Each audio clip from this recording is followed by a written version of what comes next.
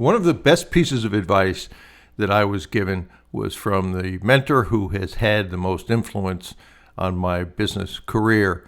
And what he said to me was, investigate before you invest. And that's certainly true, and we all know that when it comes to deals. Do your due diligence and make sure that you are understanding what the pluses and minuses are. Don't fall in love with the deal. Objectively look at it unemotionally and make sure that it fits your criteria. So we know that.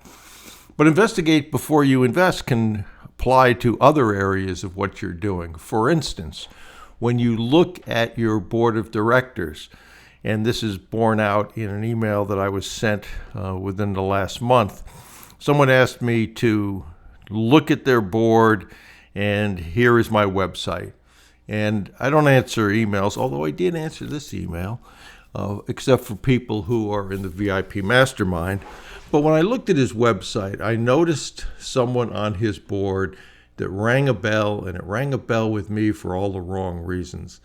So I spent literally 3 minutes, found what I found 5 years ago and a little more, and I didn't want to point him to that person. But he also, in his email to me, said that he was in the process of interviewing law and accounting firms. And I said to him, I hope that you have done background checks on your board members, because the law firms and the accounting firms will not only do conflict checks, but they'll also do background checks as well.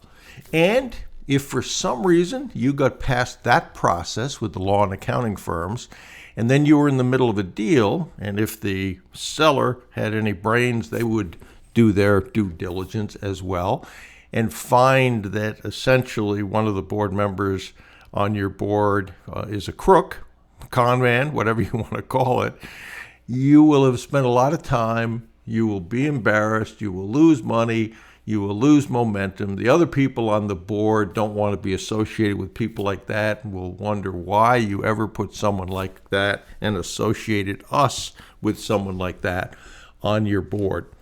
So about 2 weeks later, he comes back to me and he says, thanks for that advice. I did do background checks, and I ended up finding that he had a bunch of judgments against him that he hadn't paid, and essentially Ponzi scheme, et cetera, et cetera. Well, I knew that. I knew what he was going to find, but I wanted to see if he would go through the process of doing that himself. He did that.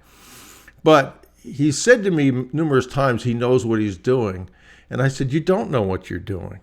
You don't know what you don't know. This is a pretty good example of how you could have totally self-sabotaged yourself by not understanding investigate before you invest. And so I suggested to him that if you're going to do this business acquisition, you better surround yourself with people who know what they're doing, that have integrity, and you better understand the process. And so he said, well, I'll join group coaching. And I told him, I don't think you're ready for group coaching. Go through the Acquisition Advantage 2025 edition boot camp. Learn the steps, understand the templates, understand what you need to do and why. I think it was about 10 hours of training in that boot camp that are now recordings.